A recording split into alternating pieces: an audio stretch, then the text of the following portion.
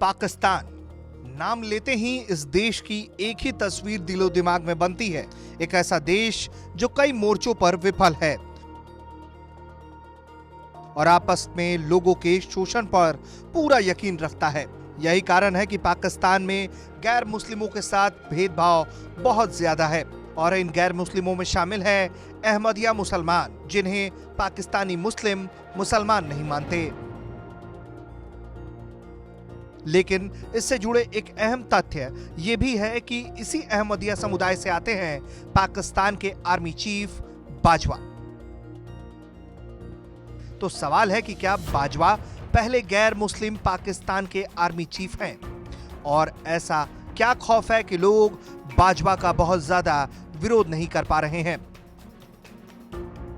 बीते साल में पाकिस्तान की पेशावर हाई कोर्ट में पूर्व मेजर खालिद शाह ने याचिका में बाजवा की नियुक्ति को इसी आधार पर चुनौती दी थी कि वो कादियानी समुदाय से आते हैं।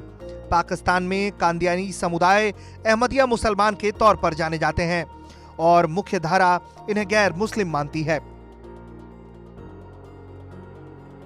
पाकिस्तान के संविधान के मुताबिक एक गैर मुस्लिम आर्मी चीफ नियुक्त नहीं हो सकता। बीते अगस्त महीने में पाकिस्तान के प्रधानमंत्री इमरान खान सरकार ने बाजवा का कार्यकाल 3 सालों के लिए बढ़ा दिया था। नवंबर 2016 में जब तत्कालीन प्रधानमंत्री नवाज शरीफ ने बाजवा को सेना प्रमुख नियुक्त किया था, तो उस वक्त भी बाजवा की धार्मिक पहचान को लेकर विवाद हुआ। जमायत अहल हदीस के सेनेटर सजीद मीर, शिया और सुन्नी संप्रदाय के कट्टरपंथी मौलानाओं ने बाजवा की नियुक्ति का जमकर विरोध किया। उनका तर्क था कि बाजवा के रिश्तेदार अहमदी हैं। अहमदिया संप्रदाय के लोगों को अपनी मान्यताओं और परंपराओं की वजह से पाकिस्तान में लंबे समय से उत्पीड़न और प्रताड़ना का शिकार होना पड़ा। पाकिस्तान इन मुसलमानों को मुसलमान नहीं मानता। उनको कुरान पढ़ने, नमाज अदा करने, अजान, ईद मनाने और यहाँ तक कि अपने मृत रिश्तेदारों को दफनाने तक की इजाजत नहीं देता। 1984 में तत्कालीन पाकिस्तानी सरकार ने बकायदा एक अध्यादेश जारी करके अहमदिया मुसलमानों पर कुरान शरीफ पढ़ने और उनके मस्जिद में प्रवेश करने पर भी पाबंदी लगा दी थी।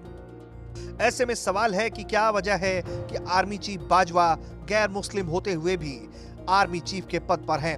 और क्या वजह है कि इमरान खान खुद और उनकी सरकार इस पूरे मामले पर चुप्पी साधे हुए है? और सवाल तो ये भी है कि पाकिस्तानी आर्मी चीफ बाजवा अगर अहमदिया मुसलमान हैं, तो अपने समुदाय के ऊपर होते जुल्मों पर वो चुप्पी क्यों साधे बैठे हैं? ब्यूरो रिपोर्ट, भारत तक।